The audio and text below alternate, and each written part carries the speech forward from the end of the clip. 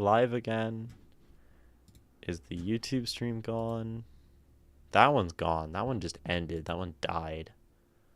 I think Twitch managed to stay alive. Yeah, this has happened a couple times now where the Wi-Fi just goes out on like all my devices, which is interesting. I am back. I don't know if I disappeared while I was reading your comment. I presume UCR is UC Riverside. But it's cool that you got into that with anything. It's very, very ironic that it was not with poetry. But yeah, I've never had poetry accepted into a journal. So it's hard, and it's a bit like it's gambling, really. It's just like our version of gambling, I guess, which is very annoying. It's really annoying, actually, to like submit to things. Like, I do it because it's like what you do, and it's like how you like get the poetry out there and like become like a poet or whatever. um but like it's annoying and silly. I'm definitely more interested and more inclined in like towards submitting to like fellowships and residencies and these kinds of things that are like more beneficial than like getting like a little bit of money. Like it's sort of not that appealing to me to just submit to something, throw it off into the void, and then like maybe get like $50 or $100 or more than that for the real ones. Yeah, not entirely my jam. Nikki, do you want me to read Let Me Tell You How I See You, or do you want me to read Show Don't Tell? I can do Show Don't Tell, and it just means that we will leave the older one behind, and we will not revisit that one. I think that's how I tend to handle skipping over. So we'll just let the old one fade into obscurity. The older one was my Valentine's Day poem. Oh yeah, right. And then I got very tired on Valentine's Day. I see. Okay, then we can do Show Don't Tell. Yeah. I feel like I'm much lower. That first poem was very intense. That poem from Brian definitely is leaving me like, ooh, little bit in a different spot. So I'm certainly trying to like recalibrate my brain a little bit. Because that poem really came in as like, we're gonna give you like a bodily response and try to like put you somewhat into the state being described into the poem. You know, this is a love poem, so hopefully it helps. Do you write a lot of love poetry, Nikki? It seems like that's a fairly, at least to me, seems like a fairly common topic, theme of yours. You fluctuate. Fair enough. Yeah, Brian's was heavy. Heavy, yeah, I mean maybe not. I mean like heavy is maybe a word. I think to me it was like intense. It was like, well, it was like overwhelming. It was battering. It was like a hurricane. Which is different from heavy, right? Heavy like weighs one down and leaves one despondent, and then like hurricane and then like intense is like it batters you and like smacks you in the face, you know, and then leaves you feeling kind of out of energy. So similar result, right? I have moods. Yeah, I get it. Um, yeah, it's just interesting because I don't write very much love poetry at all. I sort of write love poems. Well, like I write every so often. I'll write a poem that's like a love poem that's really about how like I don't do love very well. Um, I wrote one recently. It's called "And Then You'll Be Gone." Uh, when we meet today, I will tell you your eyes are beautiful. The blue green of muddy water in a graying amber evening flecked with golden stars. I will fall in love for just a moment. Before I remember you, could be anyone, and your eyes hold memories too, and they are a gift from your mother and father. Nonetheless, I will tell you your eyes are beautiful. Didn't perfectly like capture the feeling I was trying to get to, um, but it was okay. But I was thinking about how I meet people and I find them very like interesting and compelling, and on this like first pass, like um, I see people for like the things in them that can be loved, and usually that goes for anyone, right? The eyes that are blue, green, brown, amber, gold. um, and and then I like realize they're a real person, um, and that is sort of terrifying. That they're a person with a family with memories, and they are not an ideal. And love cannot be something where you look at someone and see the ideal. Um, yeah, I'm not. I think I talked about this a little bit on the stream a couple of weeks ago, right? The Valentine stream, that like I'm still figuring that stuff out. Um, so I write stuff like that sometimes, where it's not love. Um, I mean, you say it sounds like a love poem, so fair enough.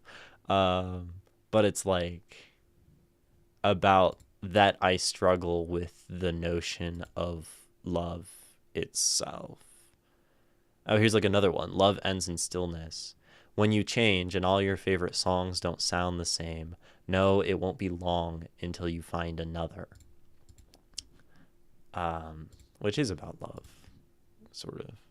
Yeah, I don't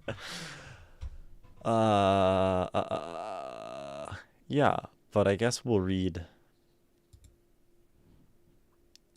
another love poem that you're still figuring out. Um, yeah, because I guess it's something that takes quite a bit of figuring it out. Um, do you have any preamble to this poem? uh, thoughts, questions, moments, favorite parts? Nope. Okay. Show don't tell. I mean, I guess it's almost in the name that there wouldn't be much to tell. Teach me the physics of floating. Don't just tell me how to swim. Read the tremors in my body when I offer you my hand. Help me keep the salty waves from crashing through my eyes by lifting me up to the edge where ocean meets the sky. Explain the tug that drags me down, how to lean against the pole, to balance weight in stillness with our bodies laid in full. I cannot breathe inside a void if lungs collapse from strain. So teach me with your hand in mine, and I will float. Again? can be British about it. Again. Show don't tell.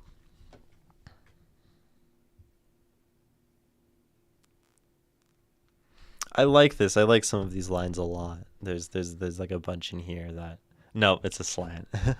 uh um like I mean these are there are some things here that even like I directly uh right like sort of relate to some of these things and uh like I like a lot of these lines. These are very cool. Um and like I think the title very quickly like we come to understand what the title means and what it's doing, right? Teach me the physics of floating. Don't just tell me how to swim, right? So we have tell, right? And then as opposed to teaching, which is, showing, actually having one understand, to sort of learn alongside, to like take action against this sort of like intellectualization of stuff. Um, so it's really this like actionable love versus like a sort of, I don't know, like abstract whatever, right? And that makes sense. Like love is something that is done. Love is something that is engaged with and worked on, and it's something that changes and fluctuates and all of that kind of stuff. So, it's I think it's a sentiment that I feel like I hear more and more often, is like this idea of love that is much more about like the actual material, not material in terms of like wealth or anything, but like the physical actions and experience alongside someone, as opposed to like feelings and I don't know, contracts and these sort of like older, more archaic forms of love that are more arbitrary and more societally defined. Um, I guess that's the direction it has me thinking in, right? Teach me the physics of floating. Don't just tell me how to swim. Read the tremors in my body when I offer you my hand. Help me keep the salty waves from crashing through my eyes by lifting me up to the edge where ocean meets the sky. It's okay. That's good. That's good. I like this. I didn't even realize like at first like what this was necessarily saying, lifting me up to the edge where ocean meets the sky, right? But we have this literal like water, ocean, surface, and then like to float is to be at this point, which is where water meets sky. Yeah. That's a great way to describe floating. Very beautiful. Explain the tug that drags me down. How to lean against the pole. To balance weight in stillness with our bodies laid in full. Right, and this is cool because this like implies like this is floating. This is like, to balance weight in stillness with our bodies laid right back, floating on the water. But then I think this also carries like these other implications with love, right? Like this like lifting me up, this like our bodies laid in full, laying together. Um and I think that's really cool. You have these like sort of like implications of double meanings. I cannot breathe inside a void if lungs collapse from strain. So teach me with your hand in mine, and I will float again. Cannot breathe inside a void if lungs collapse in strain, and teach me with your hand in mine, and I will float again.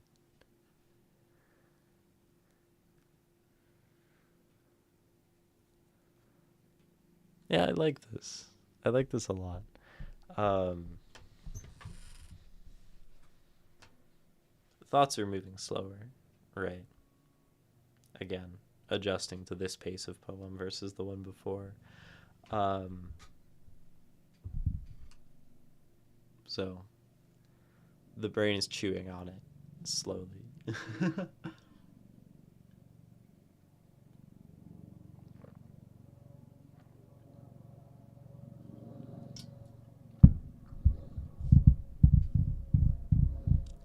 What do I want to talk about?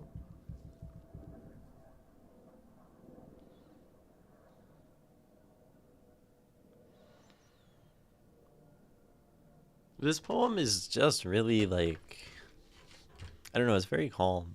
Uh, and I mean, we think of like floating, right? Sitting atop the water.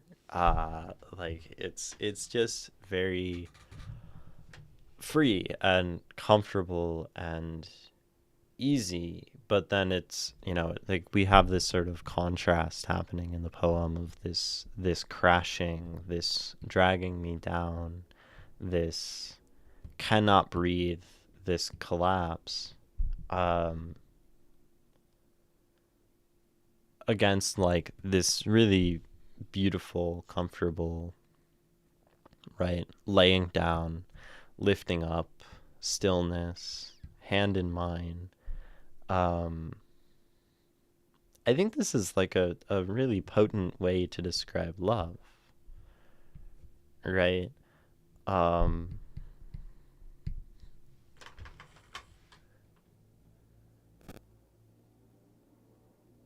just thinking about like one's own state of mind, and that, there's sort of this world of like heaviness, um, that we are subject to as people, and there's this stuff, right, that pulls us down. There's the salt crashing through the eyes, there's the tears, there's the pain, there's the cannot breathe, there's the collapsing. um and then it almost frames love as, you know this person, this individual with whom, like, one can just feel comfortable alongside them, to float atop all of that, right? To sort of just like take this high road where the love is beautiful and freeing and liberating, and it's not swimming. I love I love this, right? Actually, the more I think about it, teach me the physics of floating, right? Teach me how to make this like comfortable and easy and and serene. Don't just tell me how to swim, right? Swimming is like so hard. Swimming's fucking hard. Humans aren't made to do that. Um, this is like an incredible amount of effort, right?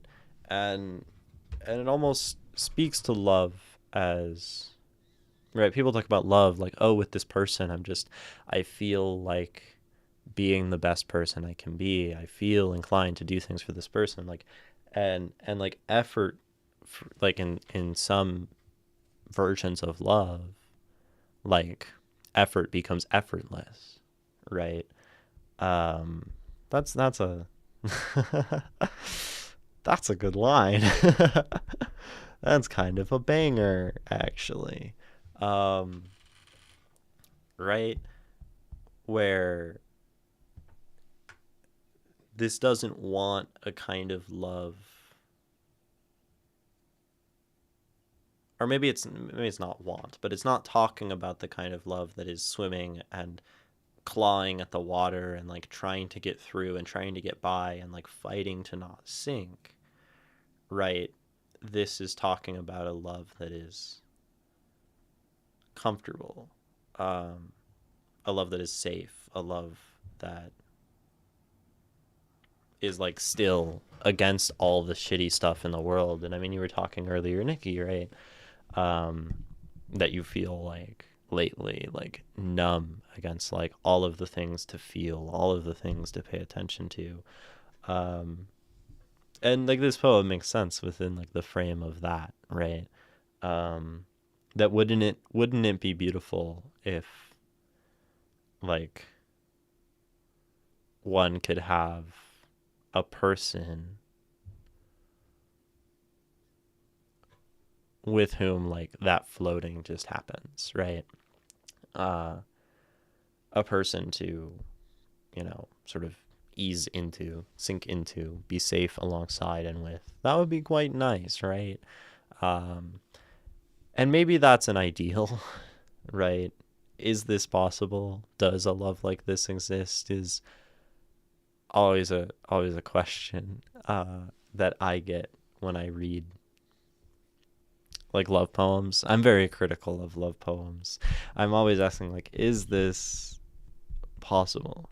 Right? Because this love, I mean, like a love poem often, there are different kinds of love poems, but some love poems describe love as very beautiful and very just like, you know, so like wonderful.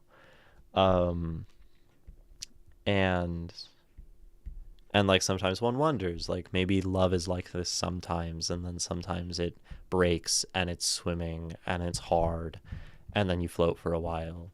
um or sometimes like these things are impossible ideals that just don't work. um those are interesting things to think about. um and I think, no matter what, like love poems, I mean poems tend to carry some amount of truth. I certainly haven't like had love like this. So it would be cool, like if I could, like, you conceptualize having this, like, that'd be cool, right? um, because this describes it just very excellently, right? Help me keep the salty waves from crashing through my eyes, and we have this literal, crying, and we have this like within the metaphor of floating, like literal waves in the eyes. We have this balance, weight, and stillness with our bodies in full, like laid in full, like with this, like again, floating, the metaphor, but then like this implication of this other thing of just like, you know, laying with another person. Um, I cannot breathe inside if lungs collapse from strain, so teach me with your hand in mine, and I will float again.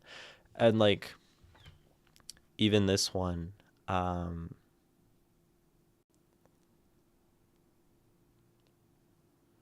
right, with this last line, we can go to that picture, that imagery, that thing that we've been coming to of these two people like just floating, hand, you know, and understanding in touch. Does stream just crash again? No, it's unstable. Um, this is really annoying. It wigs me out. Um, I see like things go red and it scares me. One would hope in love for like this sensitivity to one's touch. I mean this is like, this is so, this line, like this couplet, uh kind of hits home for me, of like wanting someone to be sensitive,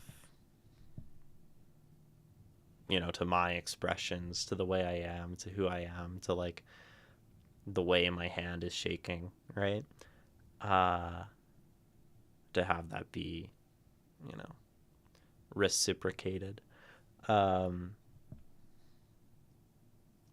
Pretty cool, right? Um, I don't know. Like, reading love poems is hard for me. I mean, on a meaning level, like, they're beautiful and they're great. And then I read them and I'm like, man, like, wouldn't that be cool? I don't have that. Maybe that's not real. Like, maybe I sort of don't have that much hope and interest and even desire to like be in love anymore. I don't know. Which is kind of cynical as a 22-year-old, 21-year-old. um, uh, but it sort of feels that way sometimes.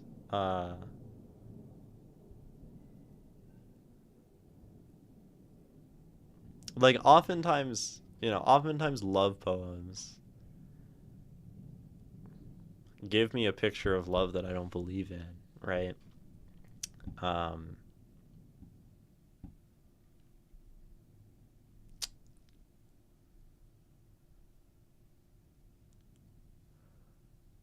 which it makes it hard to like engage with them earnestly, I guess. Um,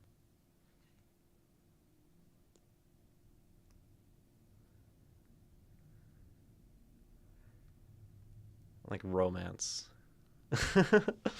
Like love, like I understand familial love much better. I understand like the love of friendship better.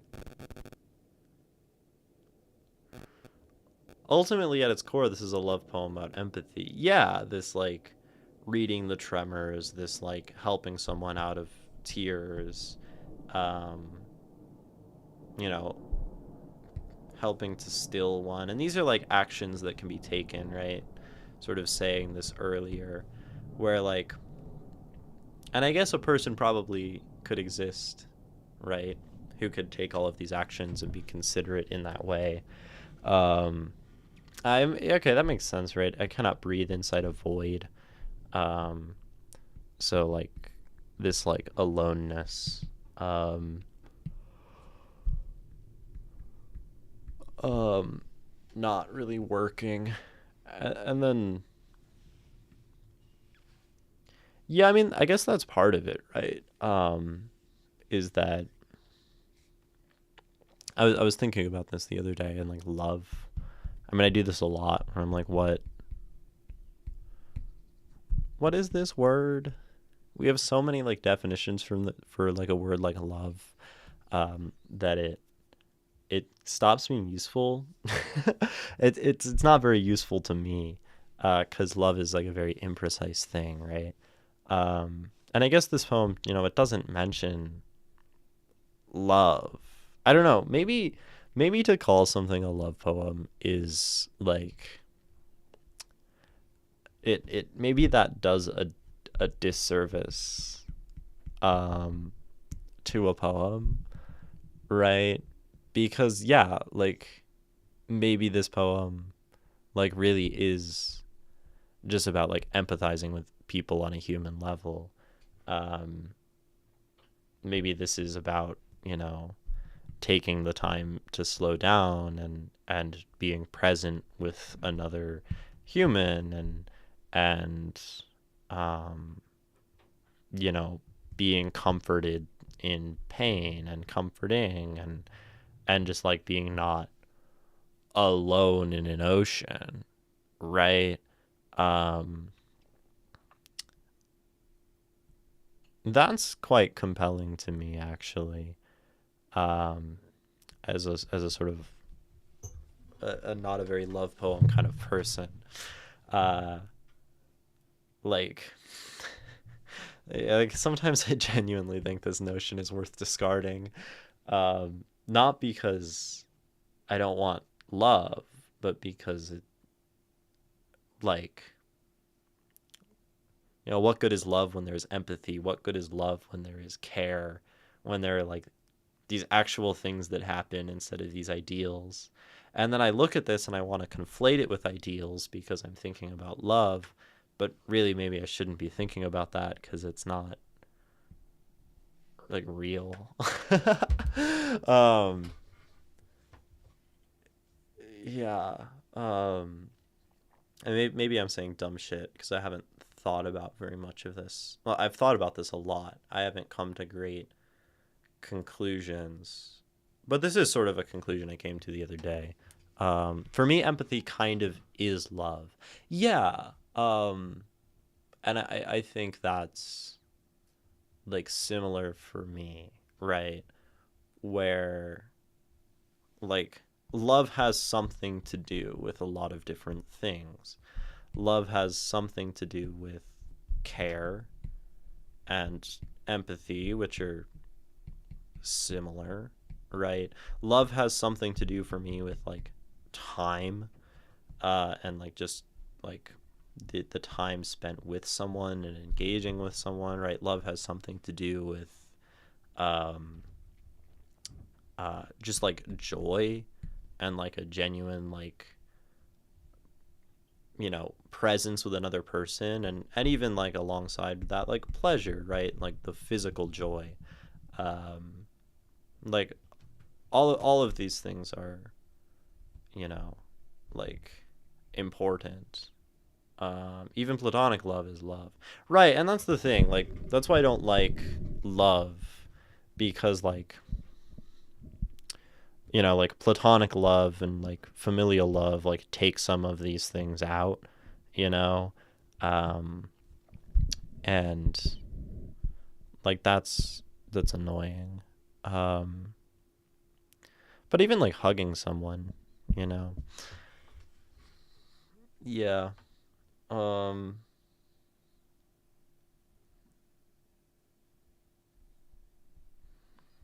Yeah, I struggle with love though, because then it's just this big label that we slap on all the other things that, I don't know. Love is an insult to like real emotion, because love's not a feeling. Like love is a category of a whole bunch of other things we do. Um, and then I think like, and maybe that's the goal of the love poem. Uh, if like to get like fairly analytic about this, right?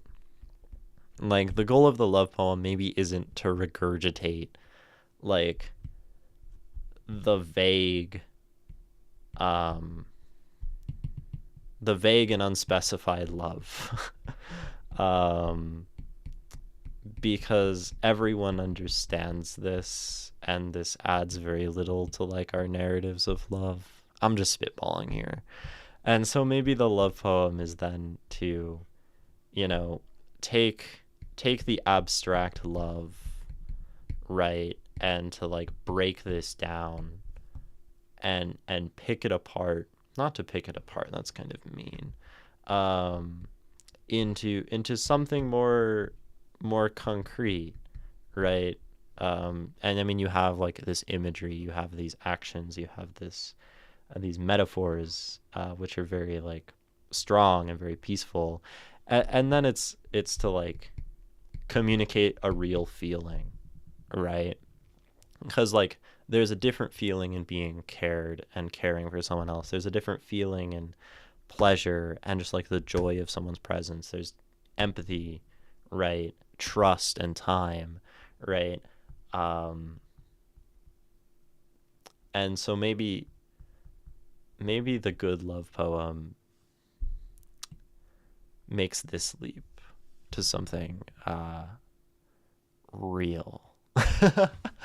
uh, right, and we have like love poems that feel cliche, and we have love poems that feel hollow, and like every other love poem, right? I think this is um, something that we hear about, right? Uh, and we notice, and like sometimes there's nothing more cringe than a love poem. Um, and usually those are the ones that like lack the specifics of love, right? And they talk about like just these empty sentiments, right? When I tell you, it is so hard to not be cliche when writing a love poem, and this one isn't, this feels real. This feels like thoughtful and interesting and like worth reading as a love poem, which uh I mean that in itself is an accomplishment. Um that's hard. Like what is a love poem? Like a love poem shows us the best we can be, maybe. Um so yeah. But no, this one's very nice. Um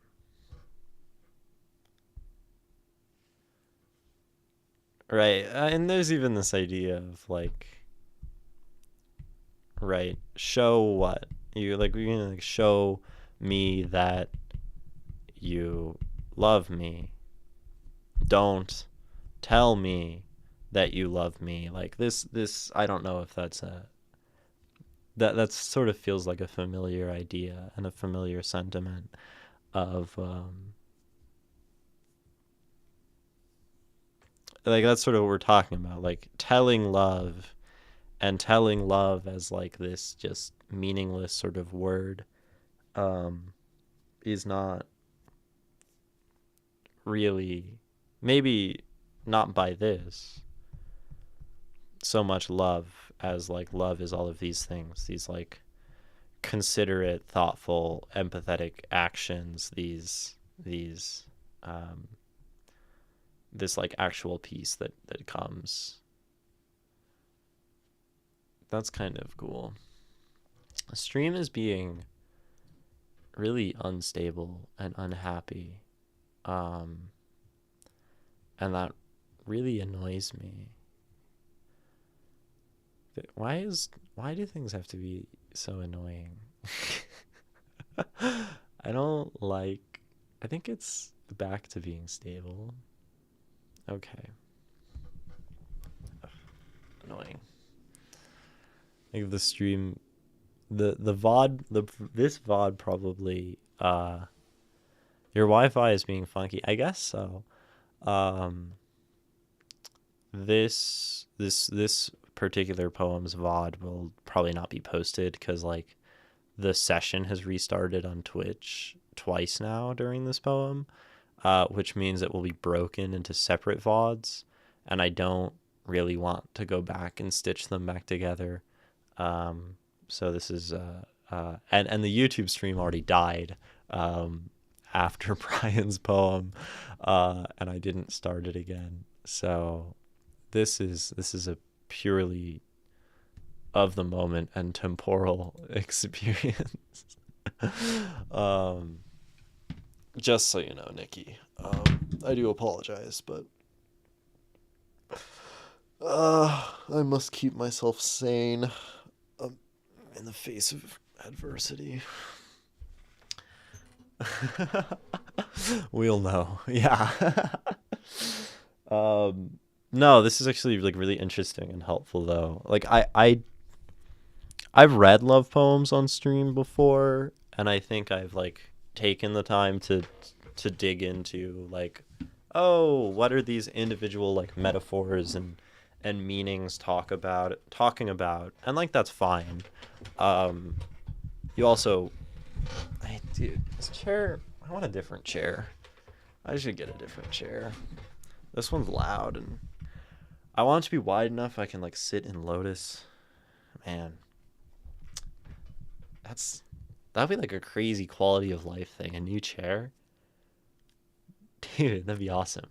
Anyway, um, um, um, um, um, um, so I feel like lately on stream, like my general uh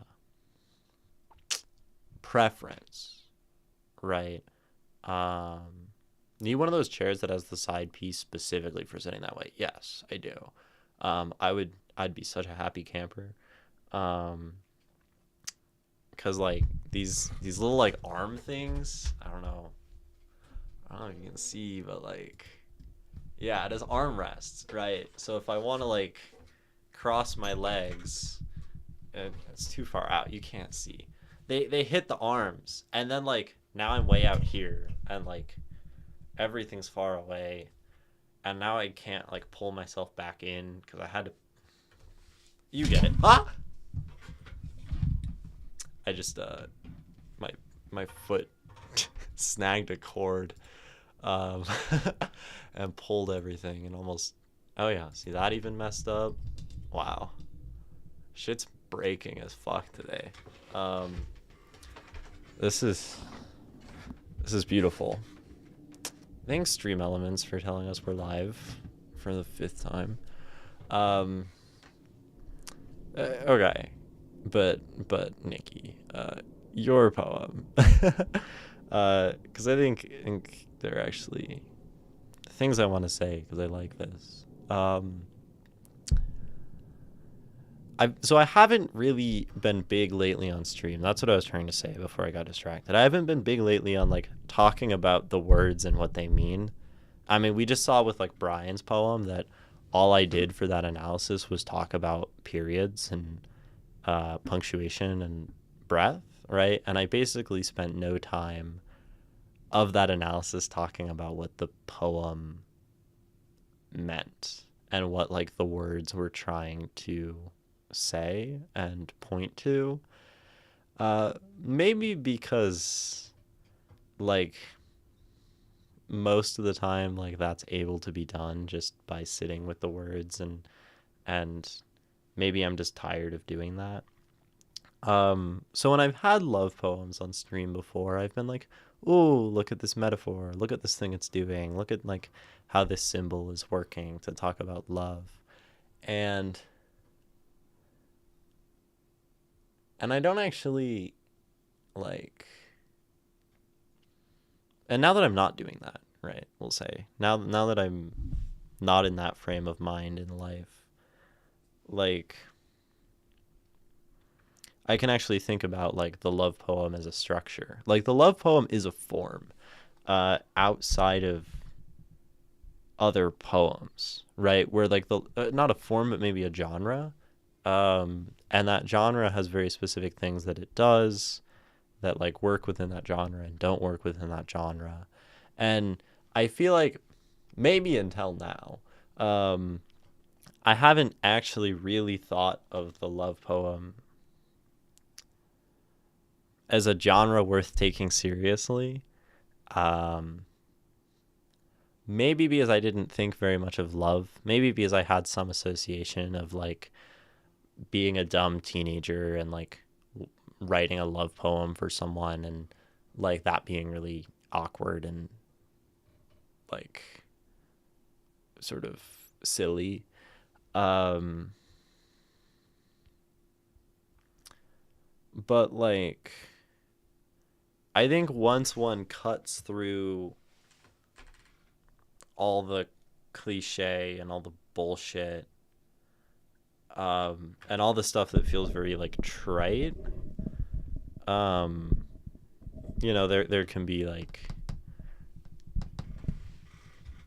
beautiful things like still to be found because like love is such a powerful emotion and love is so ubiquitous that it makes sense to try to communicate that as a shared human experience. Um, but it's like walking on a minefield. Maybe that makes the love poet a very admirable poet, um, because they're trying to be innovative and new in a space that is so like over overdone and overused, right? Like, yeah, it's a tightrope. The love poet is this like daredevil, who truly can entirely fail, right? Like and oh my gosh, that looks like an incredible chair. Um oh my god. Dude, what? How does that work? That's such a cool chair. Oh, that I'd be unstoppable if I had that chair, Nikki. Uh, um, uh, uh, yeah. So like the love poet is this daredevil who's like all or nothing, where like the best love poems, hit like nothing else, because like everyone does this thing called love, and has the shared experience of like wanting that deep, close human connection with another soul. And then, but like when you fail to reach the height and you crash Icarian back down into the sea, like a bad love poem is just about the worst thing that can possibly exist, because you're like putting yourself up against the greatest standard, and to fail to meet it is to like to exist in a state of like binaries of like the perfect ideal, and then like the middling and bad and failure of everything else. um and that's a little dramatic, right? Like there are probably good and great and amazing love poems. Like there's still some variation to this. um but it's like this like exponential curve. Is like x to the third, where the bad ones plummet really fast and the good ones are rare. And I don't know. I don't know. The paraphor not working anymore. Um uh yeah, but they're probably worth doing. Now, yeah, I don't know. It makes me want to go write a love poem, funnily enough. One of the earliest love poems I wrote was called Hubris, and it was told from the viewpoint of the sun, uh, who was in love with Icarus. Okay, wait, that's cool. Like a love that is impossible, and a love that can't be had. It's very like star-crossed lovers, kind of Romeo and Juliet, but it's Icarus and the sun, and this is tragic. You know the end. I like that. I think that's cool. I bet that was very, very cute. See, that's the thing. I think about love poems, and then I'm like, cute, you know?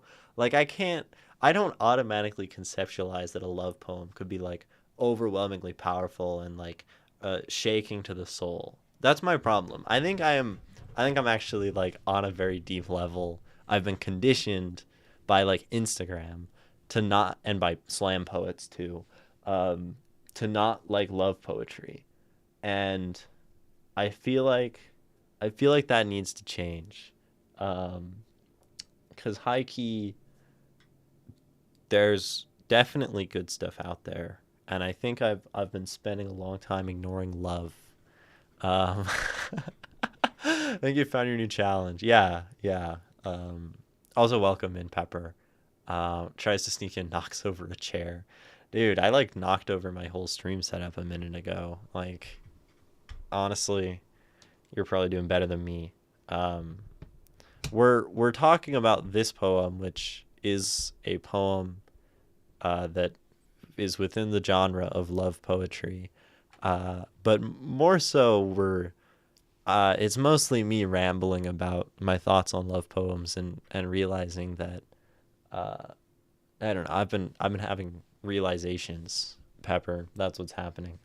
Um, yeah. Okay. Love poems. I think I should try.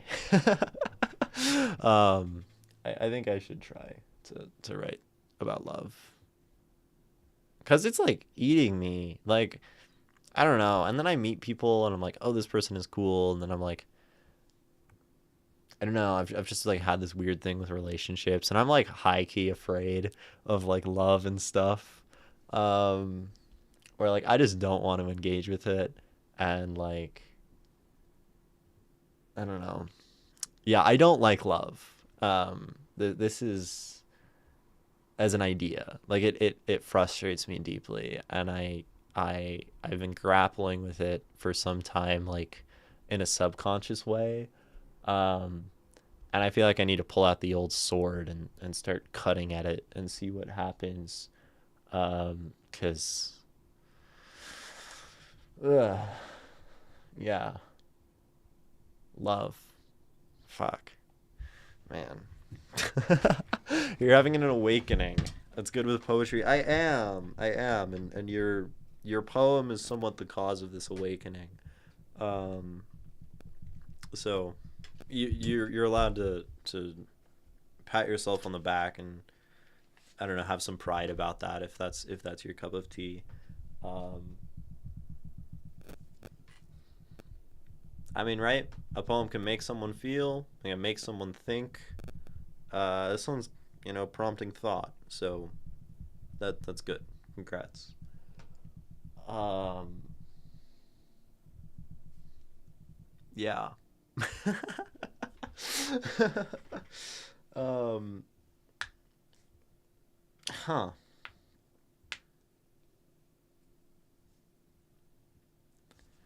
Maybe we should read this poem some more then. Um maybe think about it more. Yeah, I guess. I'll read it again. We've been like talking about anything other than this poem for the last half hour now. Okay. Eyes are open in some capacity. Show don't tell. Teach me the physics of floating. Don't just tell me how to swim. Read the tremors in my body when I offer you my hand. Help me keep the salty waves from crashing through my eyes by lifting me up to the edge where ocean meets the sky. Explain the tug that drags me down, how to lean against the pull, to balance weight and stillness with our bodies laden full. I cannot breathe inside a void if lungs collapse from strain. So teach me with your hand in mine, and I will float again. It has this really light sing-songiness to it, which is really cool, really impressive. I didn't really notice it until now. Where it's not, this is not verse, right? There's no verse. I'll write it in red because it's not happening. There's no verse here, right? But like it has this gentle rocking, this I mean you're good with sound, Nikki, and I think it, right, it's one of those things where it has the feeling of like being lulled by water and just sort of like drifting back, and it's very slow and comfortable. And I think like if it was any more versy, it would charge forward too much. It would be too swimming, not floating. And then there is a meter to this. Okay. Tell me about ballad meter. I don't know what it is. I'm gonna be straight up. And then you have like this rhyme scheme that's not quite a rhyme scheme. We have like floating, swim, like we have these slants, and then we do like eyes and sky, so there is rhyme, and then there is like pull and full, so we have rhyme, but then we have like strain and again, which is like not. 8686. Teach me the physics of floating. Teach me the physics of floating. Don't just tell me how to swim. Read the tremors in my body when I offer you my hand. Yes, you do. You do have meter. I didn't even notice. 8686, right? Help me keep this. Help me keep the salty waves. That's actually 7. So you're even fairly loose with it, right? Which again, like rather than keeping something strict and like super metrical, you do give it some space. So like same with your rhymes, right? So teach me the physics of floating. Don't just tell me how to swim. Don't just tell me how to swim. See, and that's 7, right? So you're doing like a really loose ballad meter. Read the tremors in my body. That's 8. When I offer you my hand. So it's 8786. Help me keep the salty waves. Help me keep the salty waves, 7. From crashing through my eyes, 6. By lifting me up to the edge. By lifting me up to the edge, that's 8. Where ocean meets the sky, right? 7686, right? Yeah, I can get loosey-goosey with the ballad meter as long as sonically it's close. Yeah, and it works. Like, it is close enough.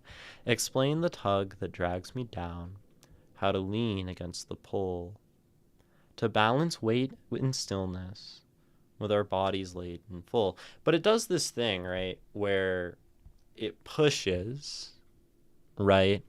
8, teach me the physics of floating. Don't just tell me how to swim. Read the tremors in my body when I offer you my hand.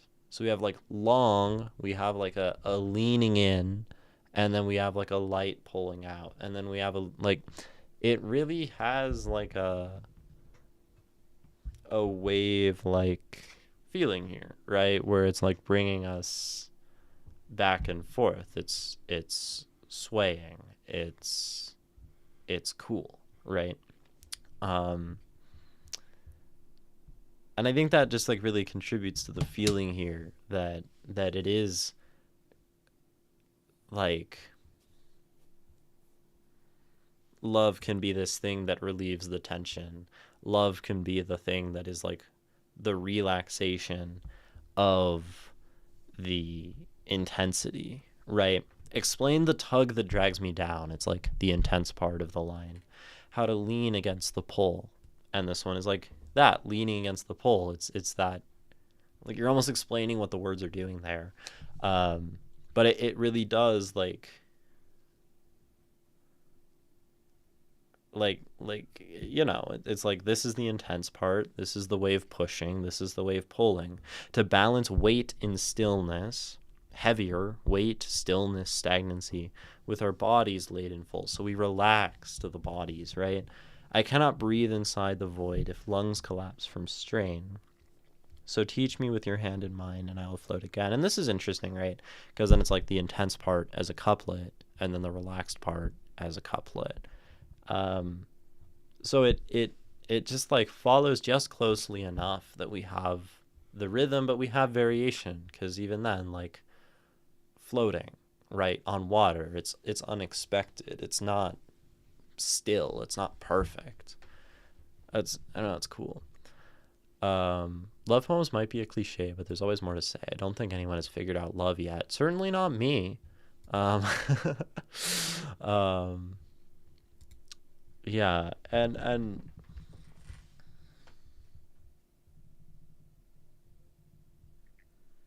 this is a very compelling way to talk about love. Like this is, I like this.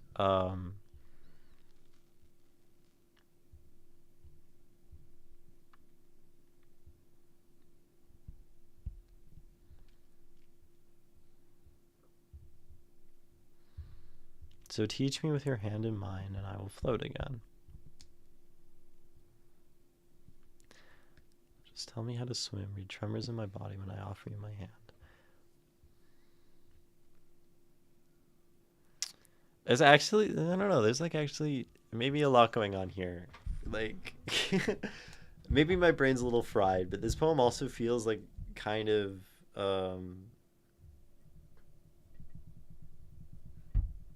I don't know, it's sort of immense, um, in a way.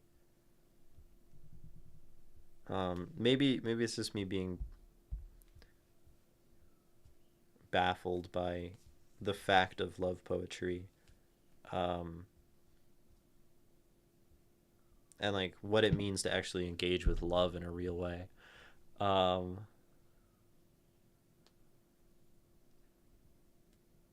and love is like big. It's one of my favorites that I've written. Yeah, I don't know, and it has this very intuitive comfort to it that I'm like, I really like this, right? And um,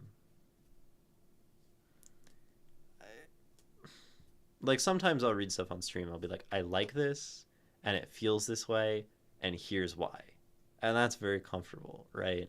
Because that helps us like analyze something and like really like dig it, right?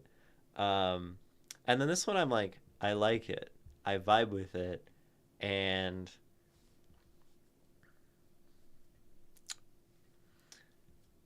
like the description of why is sort of eluding me. Um,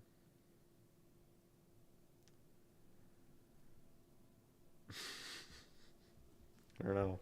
Teach me the physics of floating. Don't just tell me how to swim. Read the tremors in my body when I offer you my hand.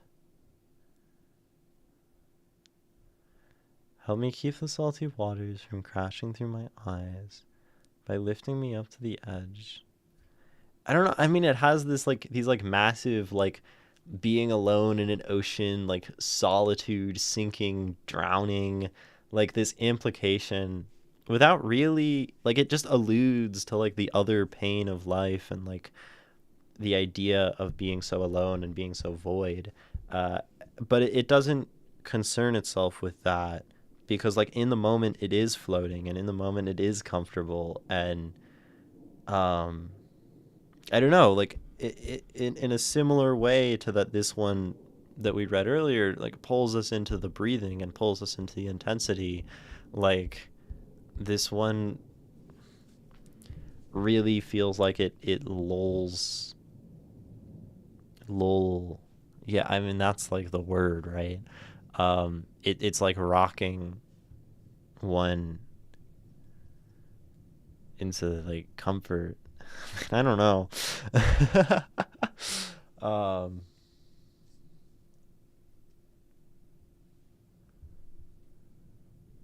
I don't even, this is. I don't like not having many words for things. If you can't tell. Uh, um,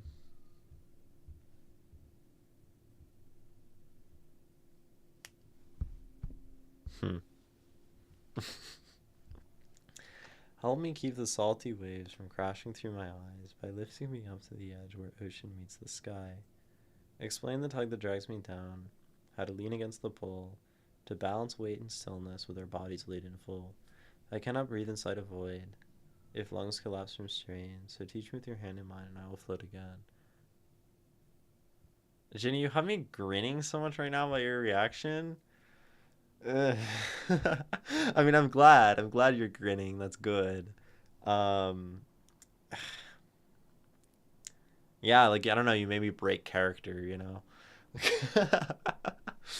I'm I'm no longer in the driver's seat. The poem is. Um,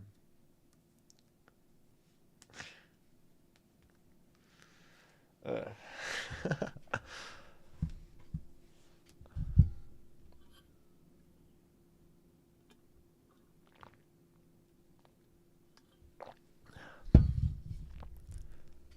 There's an ad break that I'm like so desperately happy is happening. um, we'll come back and talk about this more, or I'll like mumble and stumble through it for a while longer or whatever, right? Um, uh, yeah. So we'll have 3 minutes, um, to whatever, stretch, water, not think about love and the immensity of it or whatever. Um, or whatever. And we'll come back and I don't know.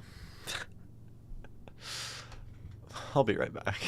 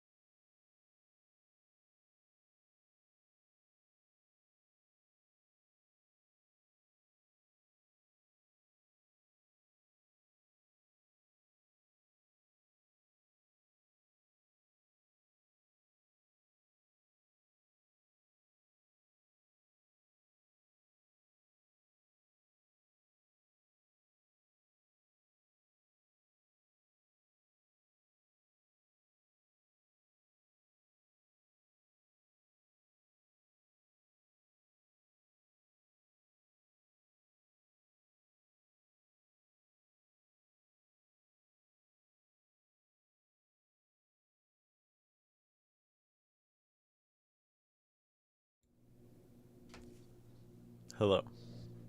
Welcome back. Um, all I did for that 3 minutes was lay on my floor and think about poetry. It was not a mental break. I don't know. Yeah, I want to write a love poem now. Actually, is the thing basically. I wanna try to engage with love in earnest, not in like a cynical sort of way. Um, um, sometimes it is heavy, sometimes weightless, sometimes confusing, sometimes the simplest thing in the world. Yeah, um, maybe that's why this poem works. Because of that thing you say, Pepper, that like this poem this poem is sort of coming from the perspective of that simplest thing in the world, that floating, that not swimming, that just being at the point, the edge where the ocean meets the sky, that floating, right? The simplest thing in the world, right? And it's right, floating is doing nothing. Like you almost can't act. If you move, if you have tension, um then it stops being, right? And so then like love, according to this poem, then like love is um right, that point of non-tension, that there's something very like Taoist about that in a sense. um and then like, but the poem doesn't just fully sit there, it also points to like the weightlessness and like the soaring kind of joy parts of love, um the lifting me up, the and then like the action, the leaning against the pole, it speaks to the swimming part, the fight part, the void part, the collapse part. And that like love is so simple, but it's also like in contrast and in dialogue with all of these other factors. um and this poem does like fit a lot of these different themes into um a very small space. Not all of them, right? Sometimes an instant chemical attraction. Sometimes you lived with someone 50 years and didn't kill them. Right. Yeah, and people will call all of those things love. People will call things love that other people don't call love, and um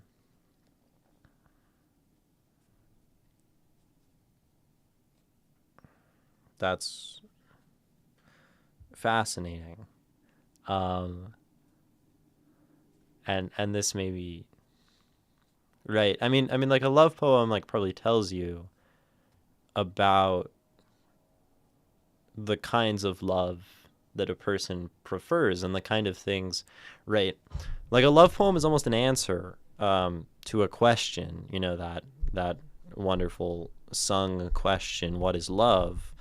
Um, Sung, spoken, questioned all the time, right?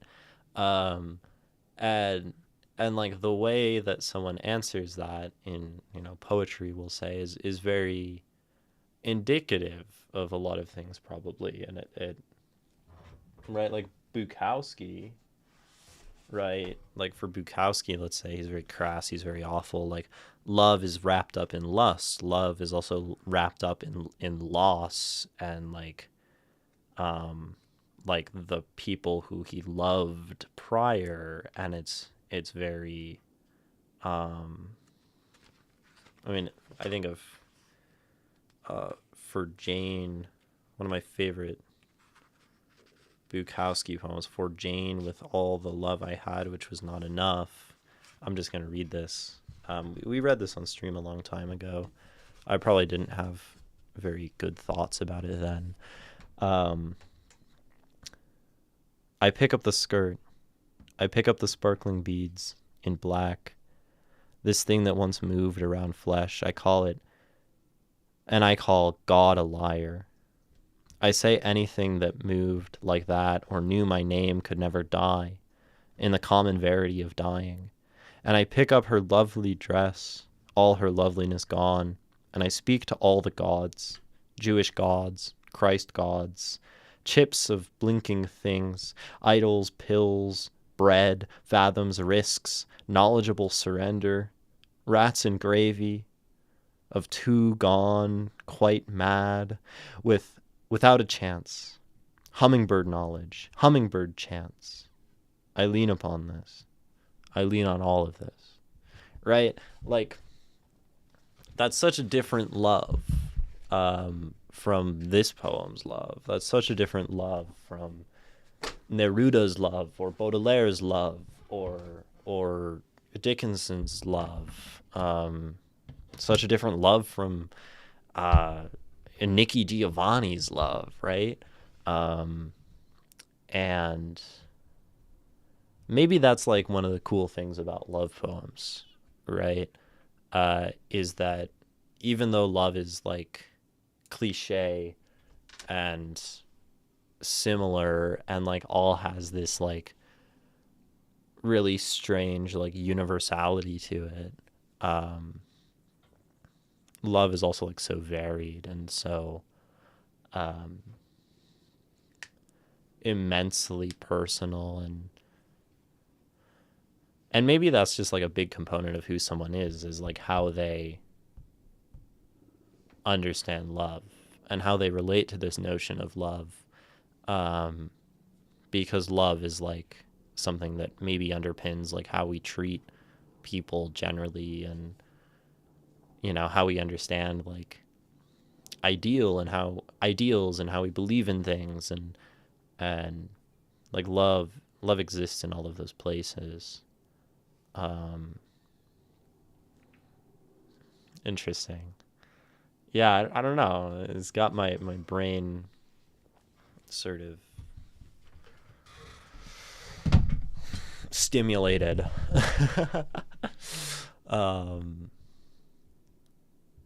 You want me to write love poetry as well, Nikki? I mean, it makes sense, right?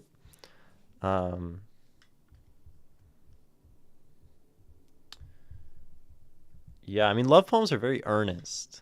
Um,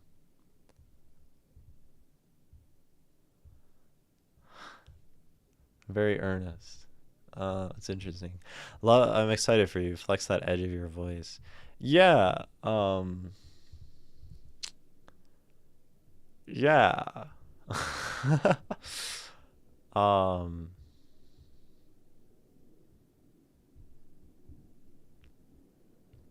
yeah, like love is such a big thing that like I don't know the way I go about writing about love. I mean, that's like such a decision.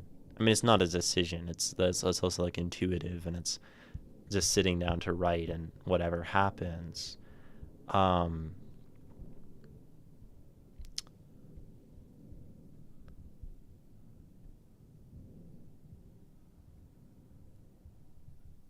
yeah, doesn't have to be earnest. Many bitter and sarcastic love poems. Well, yeah, but I think like earnest. I mean more that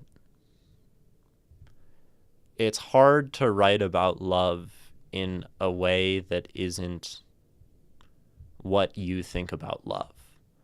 Um, where and maybe that goes for everything, but I think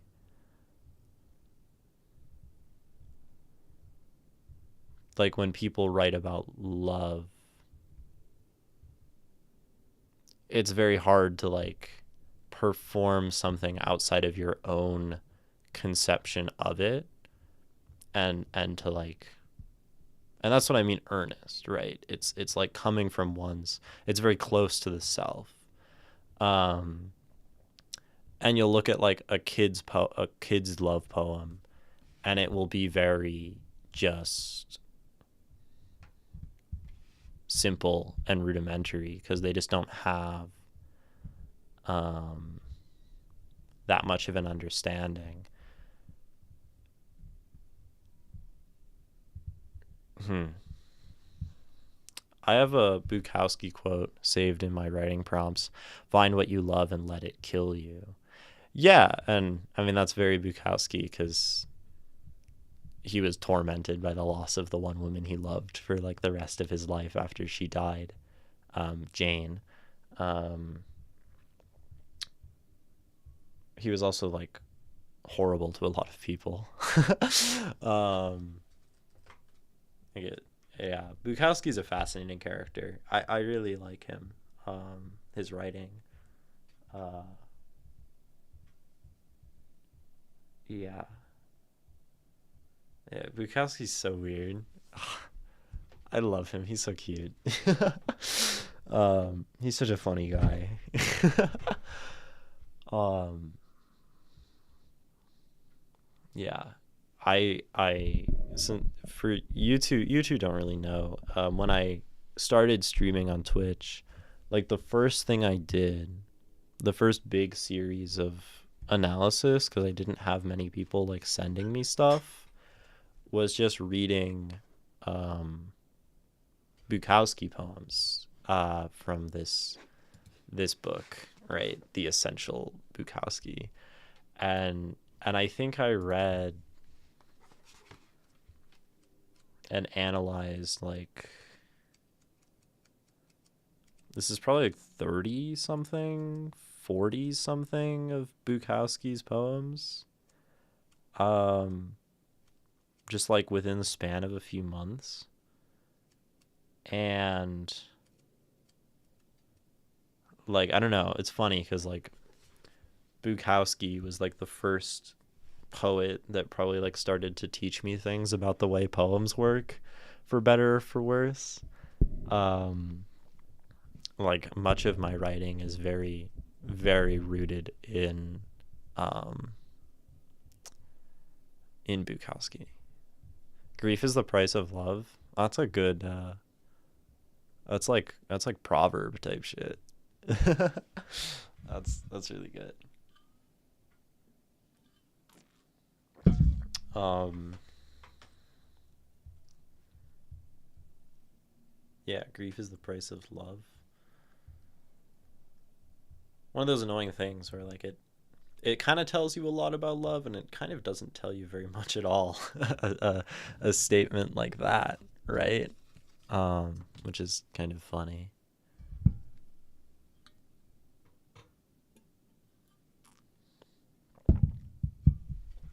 Hmm.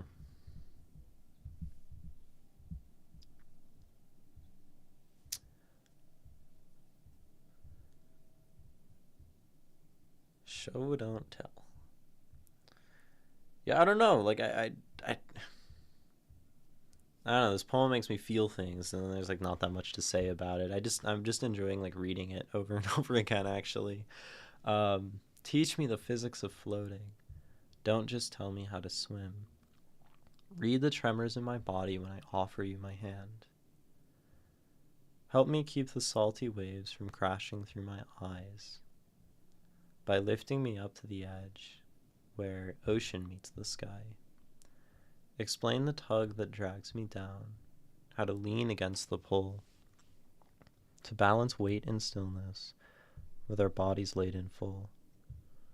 I cannot breathe inside a void if lungs collapse from strain. So teach me with your hand in mine and I will float again.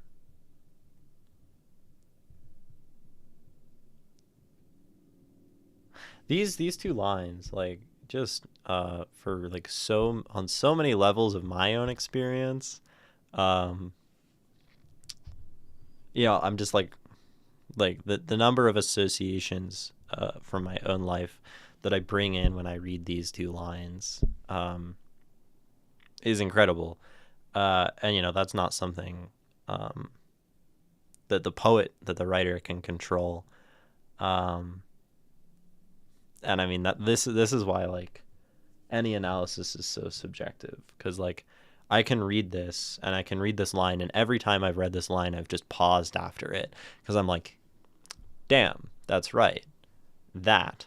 Um, and uh which is wild, right? Like no one can read the poem in the same way I read the poem, can read in the same way you read the poem. And for some person, this line, this couplet, like might mean nothing at all. It might just feel trite and dumb and boring and or whatever. But like it hits me, you know. Teach me the physics of floating. Don't just tell me how to swim. Read the teach teach me the physics of floating. Don't just tell me how to swim. Read the tremors in my body when I offer you my hand. I like that tremors. I like how it can be the tremors of shaking and pain and unhappiness and crying. It can be like the tremors of pleasure. Like some of the word choices in this really allow it to like cross between the good parts of love and the bad parts of love, the physical parts and the mental parts of love, the abstract and the concrete, where this poem exists so nicely, like between all of those things that it just works for me. I don't know. Help me keep the salty waves from crashing. Teach me the physics of floating. Don't just tell me how to swim. Read the tremors in my body when I offer you my hand. Help me keep the salty waves from crashing through my eyes by lifting me up to the edge where ocean meets the sky. Explain the tug that drags me down, how to lean against the pull, to balance weight in stillness with our bodies laden full. I cannot breathe inside a void if lungs collapse from strain. So teach me with your hand in mine and I will float in it. See, I just keep reading it. Uh, I've held for a while, Nikki, I guess anyone who's around, that like the best, like we can read poetry and we can give like feedback and shit, right? And we have like options here, right? And the big distinction of options that immediately has jumped out to me for a long time is to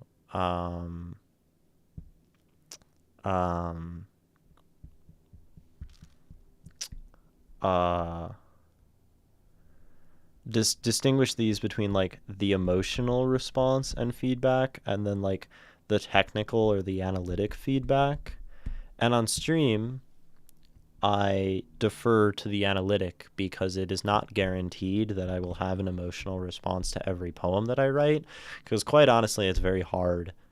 Like, it's very rare that I read a poem and it actually kind of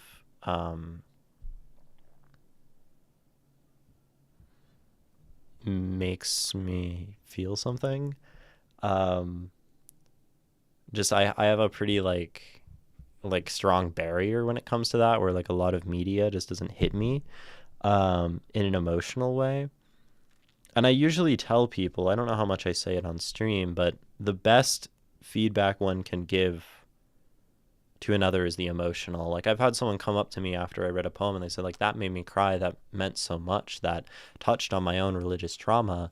And that kind of reaction is so much more than someone saying like I like the metaphors, no matter how detailed they talk about that.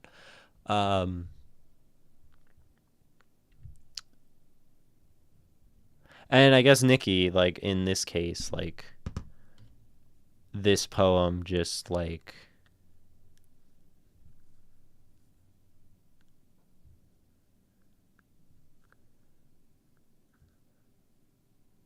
I don't know, it's like clarifying.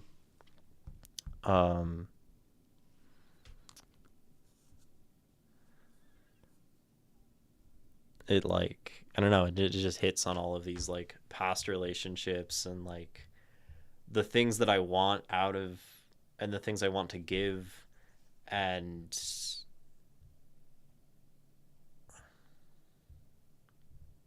I don't know. Yeah, it just uh and I'm bad at talking about my feelings, and maybe that's also why I think so highly of this, because thing make me feel, and then I don't know how to say it's like making me feel things, because I'm like too autistic. Um, but it's just like it's the poem is occupying my chest. Um,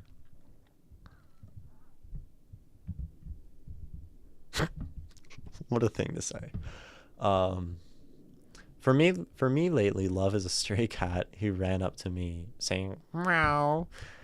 And when the vet told me he had stage 4 and wouldn't live a week, I kept him anyway. And he was so happy he lived a year. That's so beautiful. Yeah. Meow.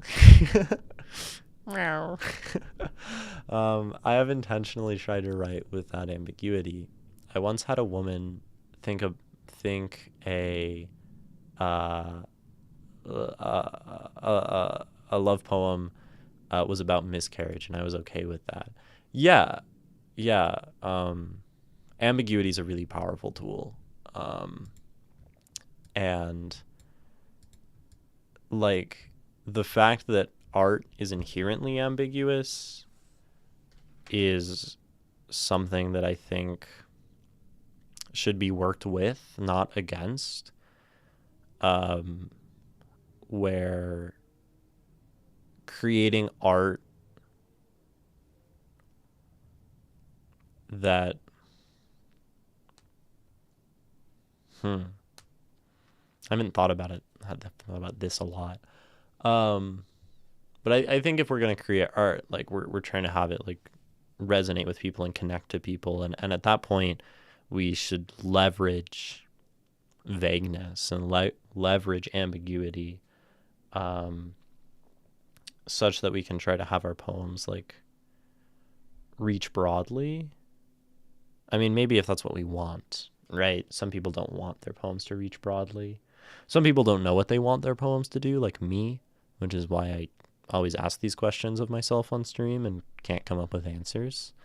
Um, but I think there is value in, if one is trying to reach many and reach many in different ways, and like speak to the reader's experience rather than like to engage with the reader in terms of their experience, is a practice in ambiguity. Um, just specific enough that they want to latch on to things. And that's very impressive. Um, so I think it's good that you practice that, because that's cool. I shared a poem about that. Thank you for inspiring me. Yeah, you should write a poem about that, Pepper. That'd be a good poem. Um, I'm really glad it resonates with you. Occupying your chest is the highest of compliments. I, I mean, I could probably put it in prettier words. um, but yeah, um, maybe it wouldn't be the same at that point. Uh,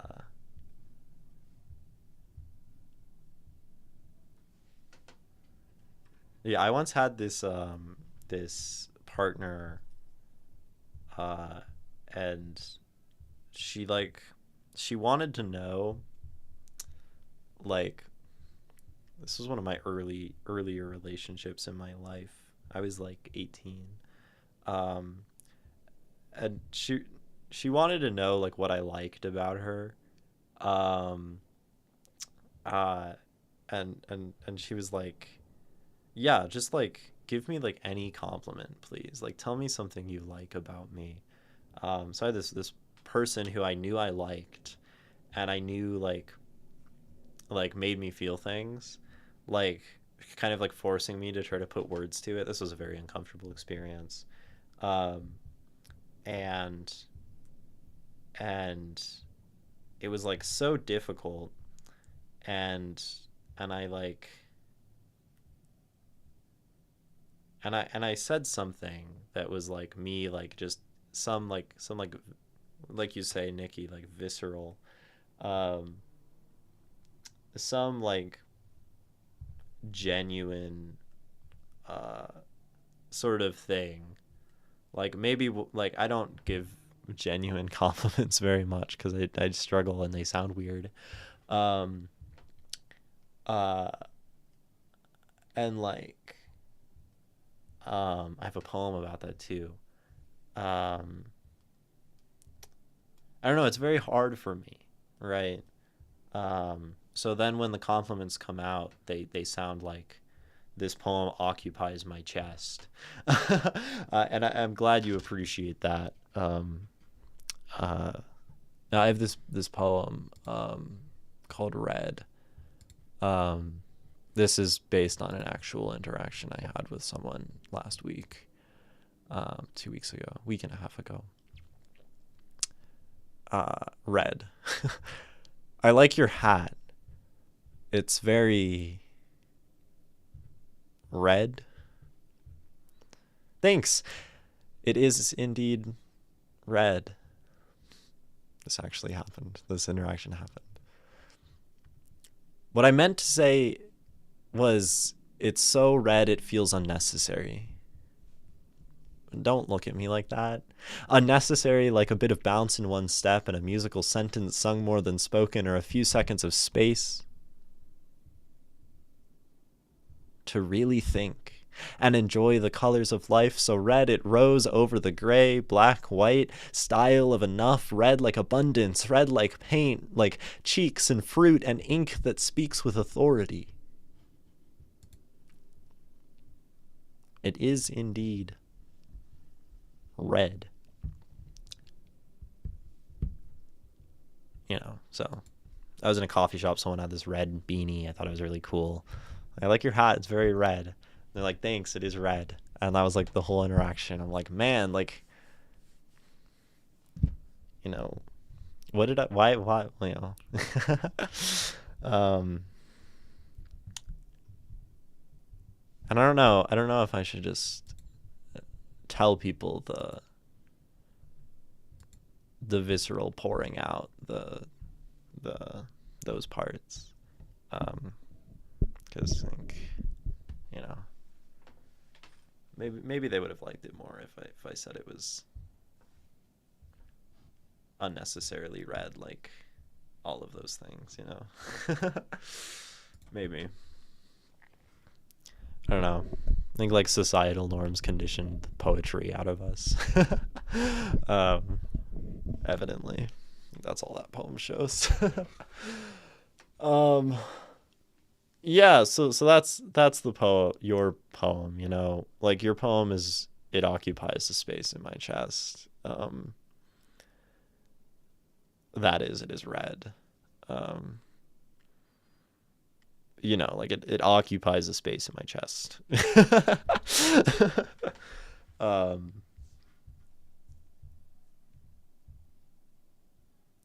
like visceral poetry. Yeah, yeah, I've gathered. Um,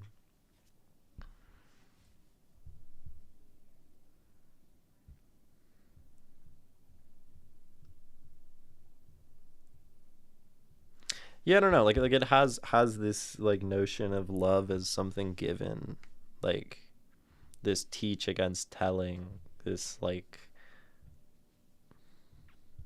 collaboration of being, which is cool. Um, this empathy, this consideration, this stuff.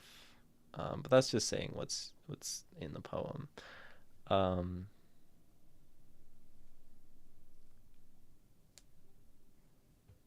I don't know. My partner of 10 years also moved away last year, but I was more sad about the cat. Love is weird, right? It is.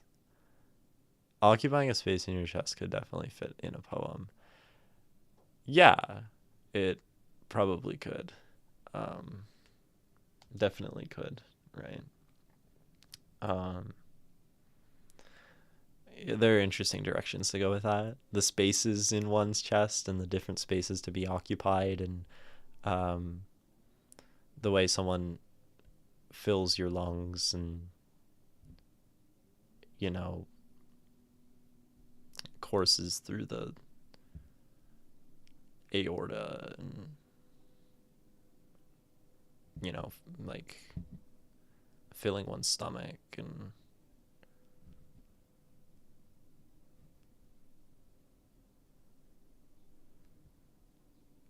yeah, you know, being the words in one's vocal cords kind of things.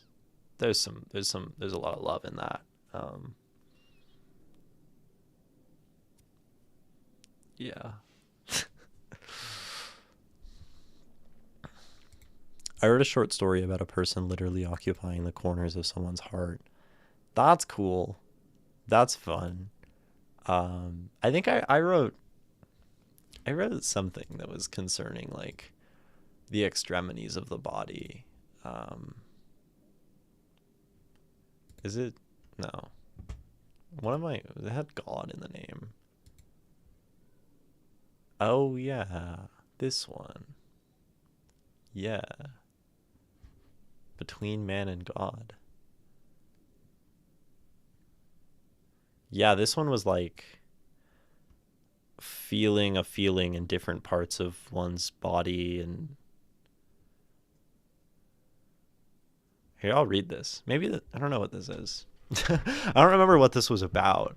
Sorry, I'm like reading so much of my poetry. And it's like I don't know, like, you know, I'm not I mean I'm sort of reading your poem. I don't know. Um Between man and God. I feel it now in the heel of my writing hand as if it just noticed the tension I had been holding. No stretch or massage can reach it. It is already gone.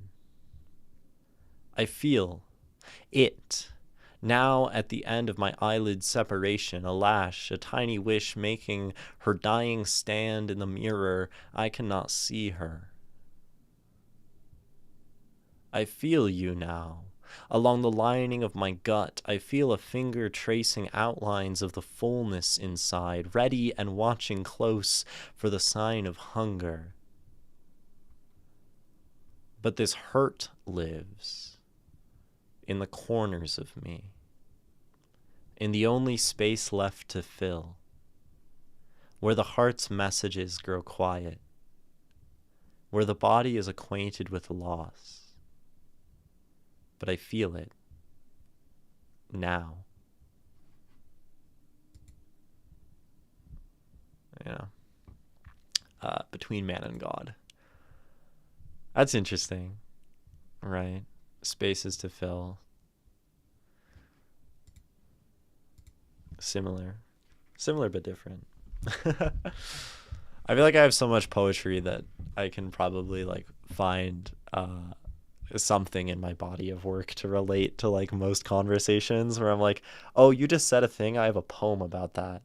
Um, which is, you know, something. um Now I'll read yours again. I have to like keep it balanced. Teach me the physics of floating. Don't just tell me how to swim. Read the tremors in my body when I offer you my hand. Help me keep the salty waves from crashing through my eyes by lifting me up to the edge where ocean meets the sky. Explain the tug that drags me down, how to lean against the pull, to balance weight in stillness with our bodies laid in full. I cannot breathe inside a void if lungs collapse from strain. So teach me with your hand in mine, and I will float again. Again is sort of like somber at the end, you know. Again is like,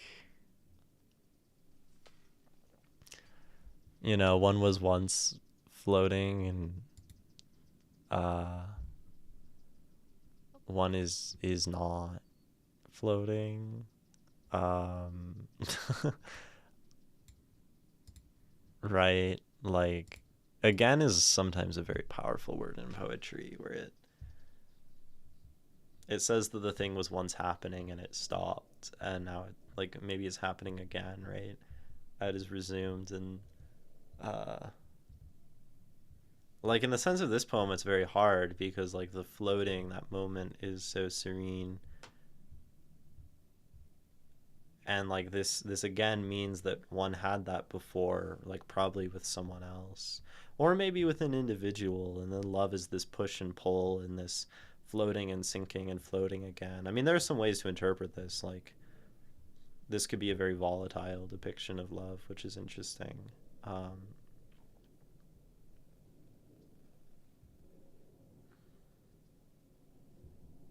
I like it for the serene though.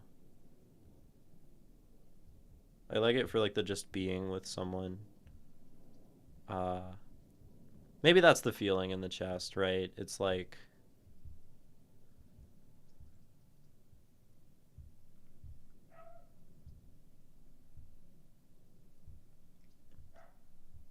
so well describing like a comfort that I would deeply enjoy and have like tried to pursue and tried to look for in other people, and maybe even like floated for a moment and then like plunged back into the water, and like that there isn't, like there hasn't been a sustainable stillness with someone else.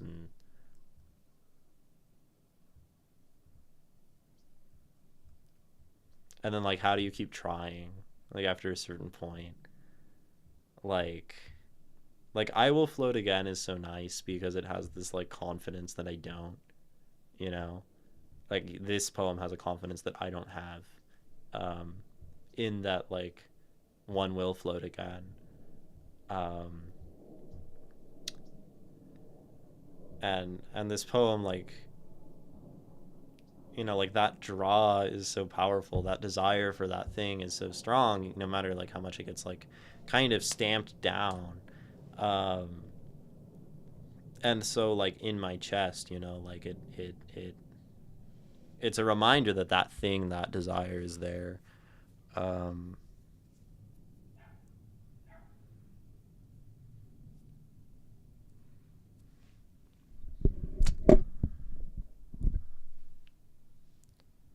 yeah, I don't know, you said awakening earlier, right? And it's not that. I mean, maybe because you awaken after sleep, and sleep is just something that happens like before awakening, or after. Sleep is something that happens before and after awakening, right? You awaken, you asleep, you awaken, you asleep. Um, yeah. Uh, Thank you for the follow. Yeah, it feels particularly awkward now because like there's this new person and I'm getting all like sappy about a poem, which I don't normally do.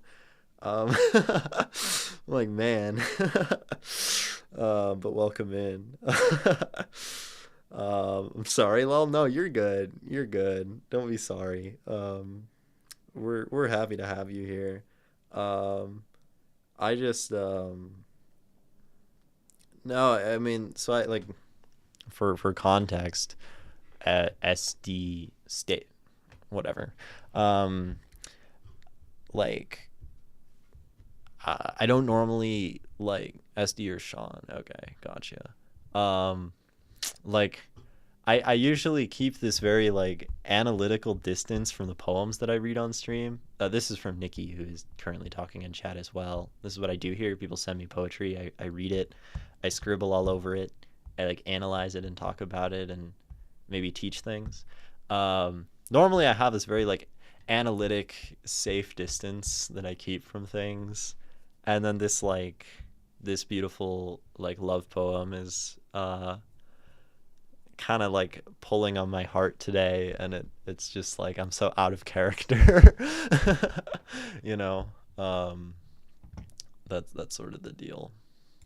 um yeah. um yeah, but that's what I do. I read poetry. It just shows you're human. Yeah. And like it's probably a side of myself that um like for a long time, I mean, I absolutely like refused to show on stream. And I think like reading the Sharon Olds poem last week and even like the Tiger the week before, um, it was sort of some of me realizing like, okay, like I maybe can actually there is some value to be derived from like talking about like the really immediate and personal emotional sides of poetry on a stream about poetry when so much of poetry is immediate and personal and emotional. Um, and uh, so those gates are like probably slowly opening. It's just only taken me like a year and a half um, to get to that point where that's something I'm like willing to engage with live. Um, yeah. um, yeah, this is very unusual. It's very like it's sort of unpleasant, but it's not. You know, it's just different. Um, it's just different. uh,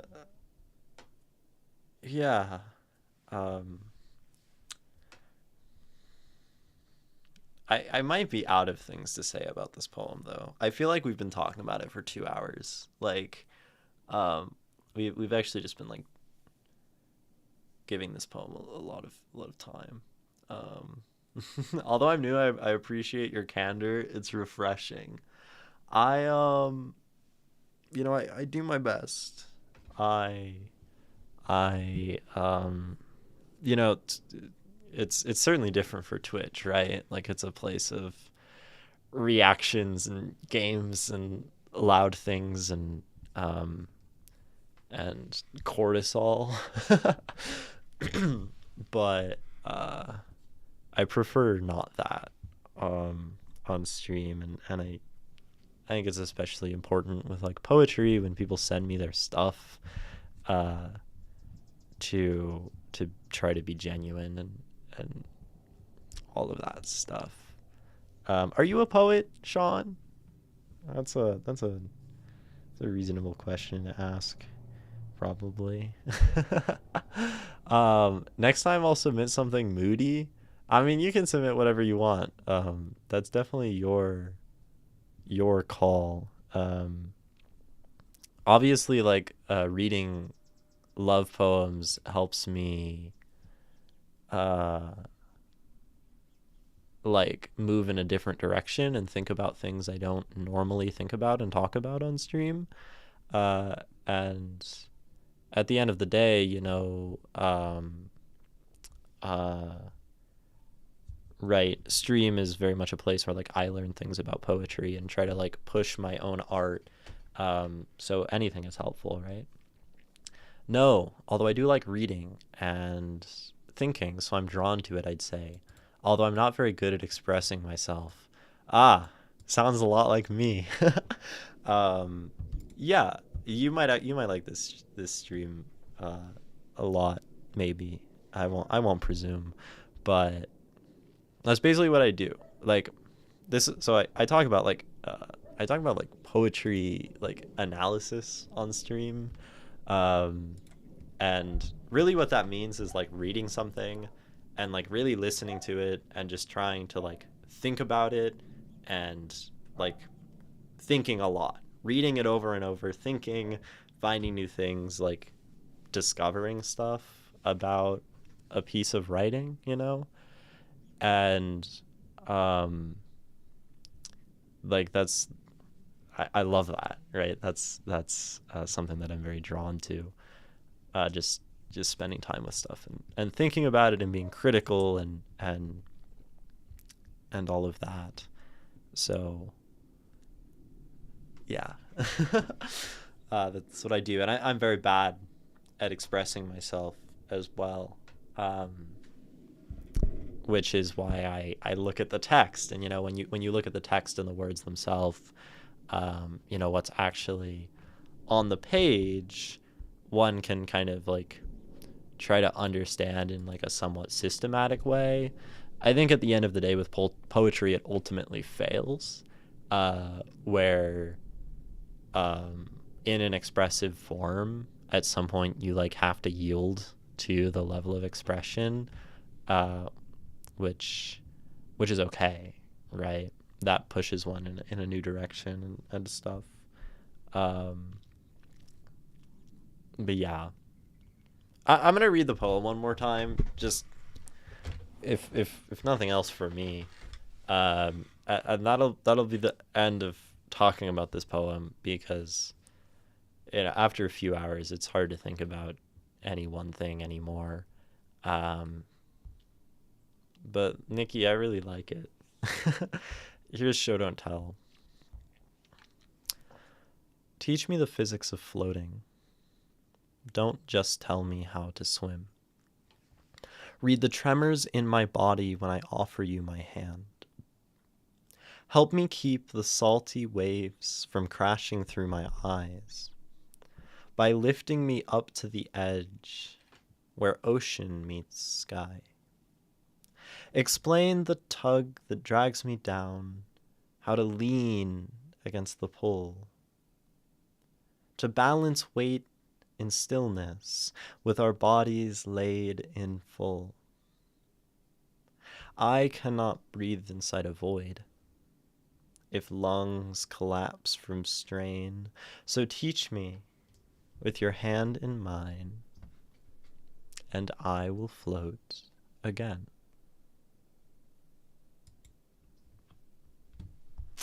Show Don't Tell by Nikki. Officially concluded my analysis. Yeah. Thank you. Thank you for sending it. That was dope. I like it. It's really funny to say like I like it after any analysis or after any amount of reading someone's stuff and talking about it, because like I get to the end and I'm like, yeah, I liked it, as if that doesn't sort of like that's just such an understatement generally compared to like the nuanced thought and time that I've spent like talking about the poem and appreciating it and thinking about it, where like it's such a superfluous thing to say and like so meaningless in relation, you know. Hey WA Films. What's good, bro? Sis. I don't know what would the term be. Sibling, twin. Yeah, you can do twin. That's kind of a vibe. But hello, WA Films. Twin is cool. It's Ari, by the way. Ari sounds good. Ari, that's dope. Um, what's good? What's good, twin? We were reading poetry for a while, for like 3 hours. Now we're not reading poetry anymore because the brain gets a little tired when you sit and read and talk about poetry for like multiple hours on end. So now I'm just here, um, and I guess yapping, or something, uh, is roughly what's happening. Although I've spent a lot of this stream yapping, so I feel like I'm out of things to talk about. I could just talk about my week. I feel like I actually did a lot of cool things. I watched a 7-hour movie on Monday. That was really cool. Um, oh my god, I have to study war poems for an exam in May. Okay. Um, which war poems? Any specific war poems? I like there are lots, right? There's like Boots by Rudyard Kipling. That's a very famous war poem. Um, I like The Asians Dying by W.S. Merwin. I think it's about like the Korean War, I think. Maybe it's about the Vietnam War. It's a very great war poem. Um, uh, there's like the Scottish funeral one. I don't know the name. That's a good poem. Uh, I low-key haven't seen any of them. I know there is 10 of them, two of which are German. Gotcha. That's cool. That's fair. Um, what movie? It's called Satan Tango, directed by Bella Tarr, based on a book of the same name by someone with a long Czech name. Um, I don't know about masterpiece. I mean, it was incredible. Um, it's a genre called slow cinema, where like the opening shot of the film, yeah, 7 hours and 20 minutes, and it was showing at a local like independent theater, so it was like on the big screen. Um, but it's a form called slow cinema, which is basically like these really drawn out shots that like really like immerses you in something that's like at the pace of life, rather than, action films that are like so much going on, or even just modern film in general. And like the opening shot is like 5 minutes of a camera following a bunch of cows walking through a village. And oh my gosh, so cool. Really painful film, really like awful. Maybe I'm thinking to talk about this because Ari has films in their name. Maybe that's why it came into my mind.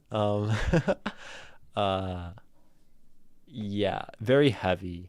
I would describe the film as it broke down the mind of the audience, of me, gradually and slowly, in the same way that you watched the minds of the characters in the movie um, be broken down over years of poverty and suffering and a bleak, uh, like agrarian existence on a failing commune, to the point where like I feel like it entirely battered um, the will out of me. I tried to look it up. The one directed by a Hungarian filmmaker. Yeah, Satan Tango, directed by Bella Tarr. Um, 7 hours. I hope you had snacks and good hemorrhoid prevention pillow. There were 2 intermissions, which did help. So it was really 2 hours, then 2 hours, then 3 hours. Um, but it was still a lot. It was quite intense. There was a break for lunch in the middle too. One of the intermissions. 2 hours break, 2 hours lunch, 3 hours of movie to end it off. Da, da, da, da, da, da, da, da, I was gonna say I have a quote from a video, not poetry exactly, although it's kind of about love, that I've legit been thinking about all day. If I could share, unless you're burned out, no, share it. I love interesting quotes and stuff. I'm hoping you know who I am. WA Films. I've been here for over 120 streams. Uh, are you I don't are you Poyo? I feel like no, it makes sense, Um, but that could be not you. Poyo is someone who changes their name a lot. Um, yes, okay, that makes sense. um, okay, you can't be changing your name so much and expect me to like remember who you are. That was messed up. Um, um, Never mind, you're young. Yeah, I suppose so. Um, oh, it was Word Anarchist, so now you're WA Films. You can like type out the quote, I guess. You can also join the Discord, but if you want me to like read something, then you can just put it in chat. I'm pretty chill about chat. Y'all can send whatever. I usually don't like watch like videos on stream generally because my computer usually doesn't like it.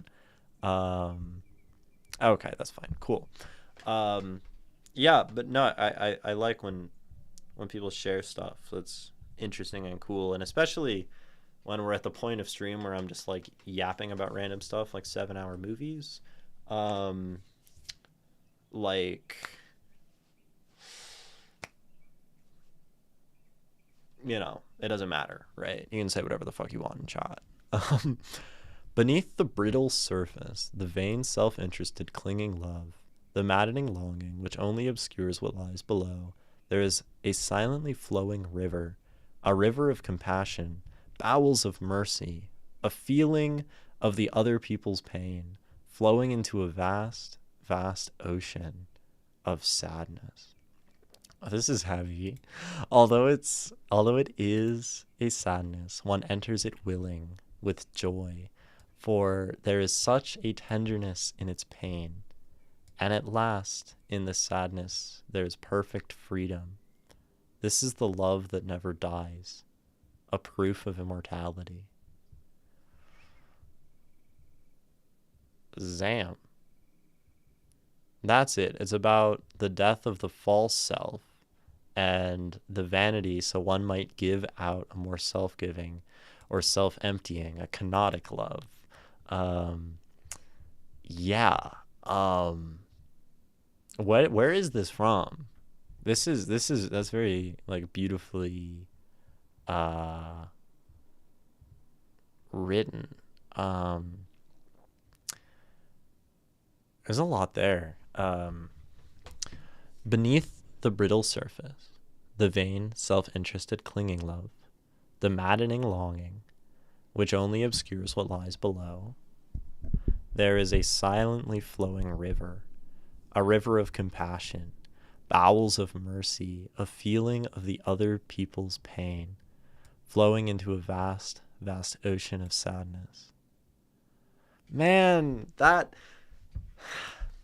I love when other things put words to the things that I like struggle so heavily with. Um, it's been for about like the past 4 months. I feel like 4 months ago I realized like the degree to which suffering just exists in the world. Um, and alongside that was this really deep feeling of compassion, right? That wants to match so much of the suffering that I see and to respond to all of that. Um, and then, uh, I mean, although it is a sadness, one enters it willing with joy, for there is such a tenderness in its pain, and it hurts, right? And at last, in the sadness, there is perfect freedom. This is the proof that never dies, a proof of immortality. Yeah. Lol, it's from a video called Death to the World. It's a theological one talking about self-sacrifice. But that's it sans the religious context. Yeah, it does have this like self-sacrifice, right? I mean we can think of like the figure of Christ maybe, um in like a literary and symbolic sense, um as that like self-sacrificial kind of river of compassion, right? Um, but I think a lot of that stuff is very useful outside of the religious context, um, because it all comes from like the human stories and the human, you know, every story we have in existence is made by humans, and thus it carries some underlying human impulse that we might relate to, no matter if it, you know, is uh, involved in religion and dogma, or if it's, you know, whatever it is, right? Low-key 2 life updates. Someone is going to need facial reconstruction surgery after what I do to them tomorrow. Okay. And the other thing is I've gotten through for my interview for college. That's really exciting. Uh, Going to college is cool if you want to. Make sure you want to, you know. Um, um,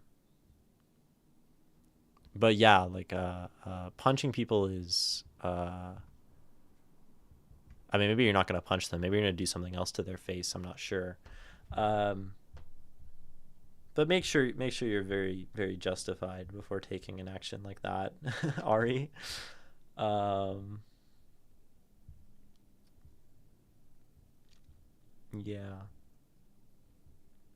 Oh, and then a very powerful and impactful quote from you, I see.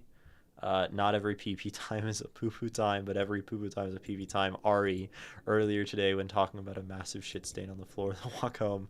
Yeah, that's the real wisdom that we need, right? Hi, Ra. Welcome in. Hey, Poets, how long?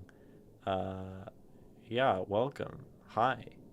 Uh, my cat does not like streams. He is attacking my laptop. Your cat doesn't like me, Nikki? That's tough. I mean, cats usually don't like me, just generally. Um, I I don't like cats either, to be fair. So Nikki's cat, I don't like you. Um, it's not that I dislike them; they scare me, and like I look at a cat and I'm like that thing. Uh, I don't know, cats, man. Ugh. Violence is never the answer unless you're a cat. I guess that's fair. Yeah, like cats will be violent, you know? I guess dogs will too, but like my dogs are chill. It's just that I've had dogs my whole life and they're very different, right? Um uh but yeah, Sean, that's a cool quote. It's like definitely still on my still thinking about that one. Cats are demons, cute ones, but still evil. Yeah, yeah, they're cute. And the cute is terrifying too, because if they're cute, they're trying to lull me in. I've been saying lull a lot. I feel like it's just not the right word. Lull me lull me into a sense of security. I guess that is a phrase that we use. Like, the cuteness is a front for violence, and that just feels very disingenuous and deceptive. And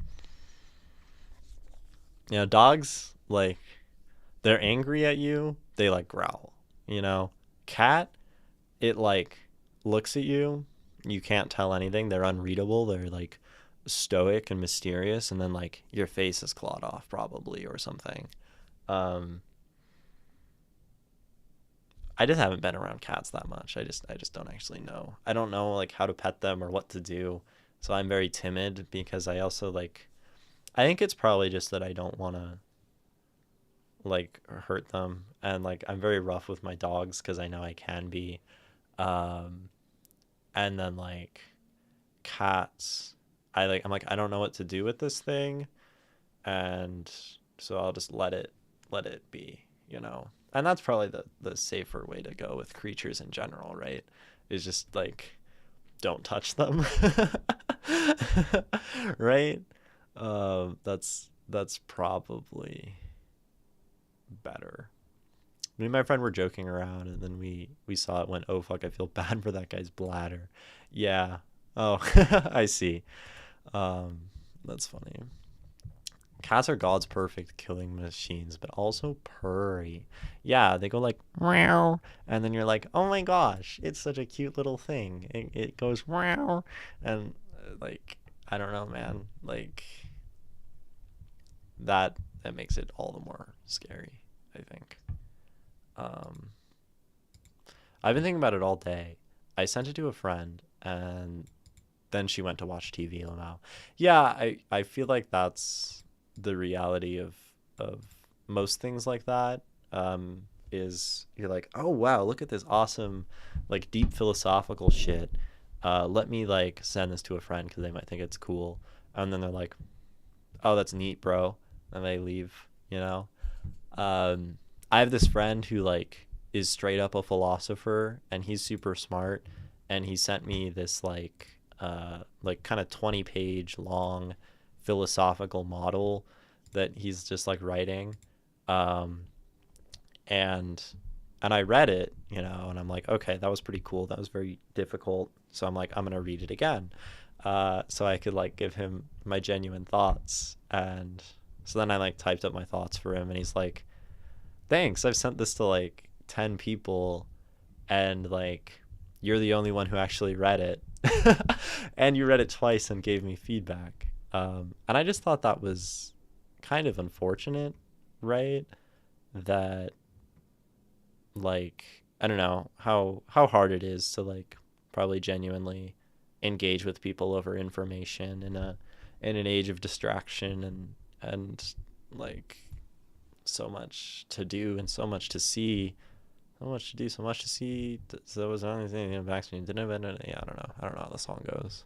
Um, I was studying zoopoetics a few minutes ago, by the way. I had to come here and your cat's law. What is zoopoetics? I mean, zoo, animal, poetics. Is that just poetry about animals? Zoopoetics. Animals in the Making of Poetry by Aaron M. Moe. Uh, I don't want the AI overview though. Um, is this like the one book about this? 2013. Zoopoetics assumes Aristotle was right. The general origin of poetry resides in part in the instinct to imitate. But, oh, so it's about like the biological function of poetry? Okay, that's kind of interesting. That sounds very cool. Hmm. And it talks about Merwin. I like Merwin. Cool. Wait, that's sort of dope. This sounds very fascinating, Raw, and something to look into further, for sure. Um, and Brenda Hillman reveals the many places where imitation of another species' poieses contribute to breakthroughs in poetic form. However, humans are not the only imitators in the animal kingdom. Other species, too, achieve breakthroughs in their making through and attentiveness to the ways of being of other animals. Oh, this sounds so cool. I love how it's $140 on Amazon. Uh, this is probably a textbook, right? Or it's just really hard to find. I can get a paperback for $60 though. Um, this sounds super cool. Um, no, because like poetry is really just listening, and poetry is, um, taking the world around us, right? And our, I'm a cheap pirater, cancel me. Oh no, piracy is good. I feel like a textbook or a book on an obscure field from only 13 years ago, published in 2013, probably going to be pretty difficult to find a pirated copy of. But as for zoopoetics, yeah, like I interpret poetry as just like being open to the world and listening, and then like, and to oneself, right? Listening to one's own emotional impulses and thoughts, and then like writing the things that seem to stick out as beautiful, right? And and also probably honing one's own impulse of what beautiful means and being critical of the idea of beauty and trying to understand that, probably supports that.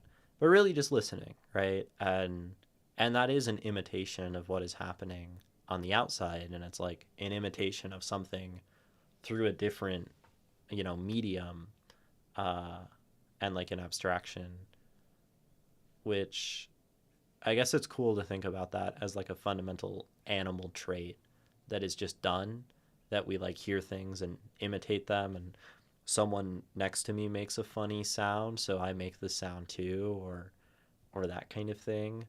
Um, yeah, that's cool. Zoopoetics is so interesting. I recommend to study it deeply. It opens the perception. So, yeah, that I mean, just a cursory look at it is compelling for sure, right? And maybe if I can find a pirated copy of, maybe there are other books on zoopoetics, but it kind of looked like there aren't. Like it looks like that's a very like something that this one person wrote a neat book on. Um, so hopefully there's a pirated copy floating around somewhere. Uh, looks like there's a PDF of the introduction, but I don't see more than that immediately. Uh, yeah, don't know, but that's cool. Um, I've been streaming for 4 hours. I'm done. Thank you all for being around. Um, all y'all friends stopping in at the end. Appreciate that. Next stream will be on Saturday, unless there's a surprise stream tomorrow night, but that's up in the air. Um, Saturday. Um, we will at noon Pacific time, when I always stream, for some amount of time after that. Usually less than 4 hours, but here we are. Um, we will be reading some notable piece of poetry from history. Uh, so maybe like Neruda or something. Maybe someone mentioned Lorca in chat. I don't know. We'll do something. I might decide to read Langston. I'm not sure, but We'll spend some amount of time on Saturday, most of stream, doing a very deep dive into a famous poem. And that will be next stream. So yeah, that's all. Um, Thank you all for watching. Thank you for sending your poetry, Nikki. Thank you, Brian, who you're now long gone, but thank you for sending your poem. Um, and what do I say? Keep writing poetry you love. Bye.